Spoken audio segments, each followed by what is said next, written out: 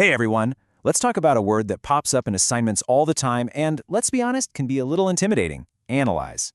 We're going to completely demystify it today. I'm going to show you exactly what it means and give you a super clear toolkit so you can totally master it. You've been there, right? You get an assignment, you see that word analyze, and you just kind of freeze up thinking, okay, what do they actually want from me? Trust me, you are not alone. It's a super common hurdle.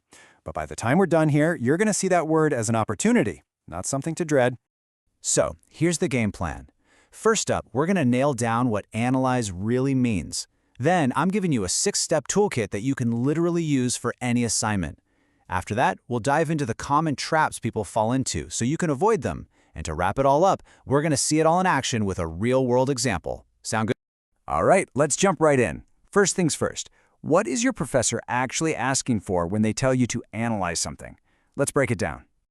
Okay, this right here is the heart of it all. To analyze something means you're basically becoming a detective for ideas.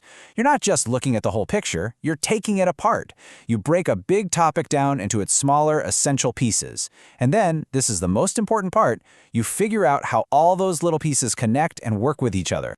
Yeah, to put it another way, you're shifting from being a reporter to being a detective. See, a reporter just tells you what happened, but a detective digs deeper. They figure out the how and the why. And that leap, that is the difference between just describing something and actually analyzing it.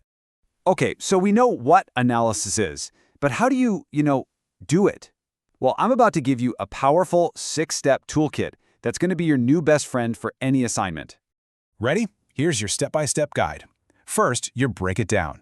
Just identify the main parts of your topic. Simple enough? Second, you examine each part. This is where you put each piece under a microscope. What does it do? What causes it? Next, number 3, you show the relationships. How do these parts talk to each other? Do they work together? Do they conflict? Then, step 4, and this one is absolutely crucial, use evidence. You have to back up every single point with facts, data, quotes, you name it. Step 5 is interpret the meaning. This is the big so what moment. Why does any of this matter? And finally, step 6, you build a conclusion. You bring everything together to show what your deep dive has revealed. See, it's a process.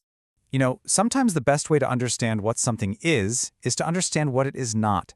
And the number one trap that students fall into, and I mean all the time, is mixing up analysis with summary. Let's make sure you never make that mistake. Check this out.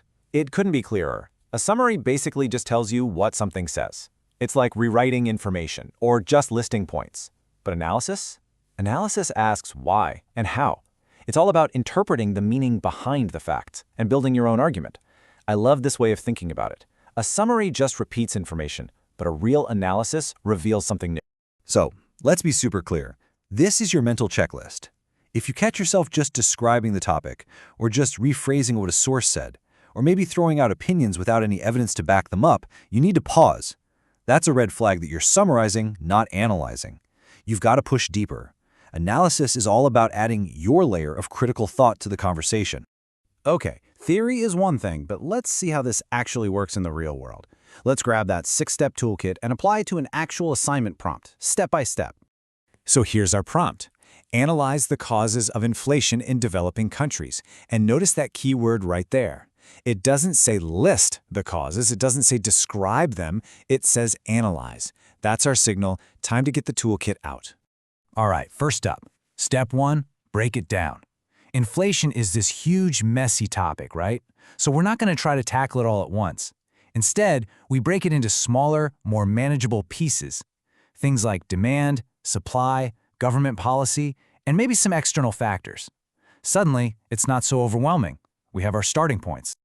Okay, now we're rolling into steps 2 and 3, which are all about examining these parts and then connecting them. This is key. We don't just say, oh, supply issues are a cause. No way. We explain how those supply chain problems might crash into, say, a certain government policy, and how that interaction creates the perfect storm for prices to shoot up. See? We're not just listing things, we're showing how they're all tangled together. And for every single one of those connections we make, we bring in the receipts. That's step 4, evidence. Maybe we pull up some economic data from a specific country to prove our point. Then we hit step 5. We interpret that data. We don't just drop a number and walk away. We explain why that number is a big deal and what it tells us about what's really going on. And finally, we get to the payoff, the conclusion. This isn't just you repeating the question. No, this is where you summarize what you discovered through your analysis. You can now build a strong, confident argument. You can say, look, based on all this evidence, it's clear that these two factors were the main drivers. Boom. That's a full-blown analytical argument. And listen, this isn't just some trick for passing a class. This skill, it's for life. Seriously.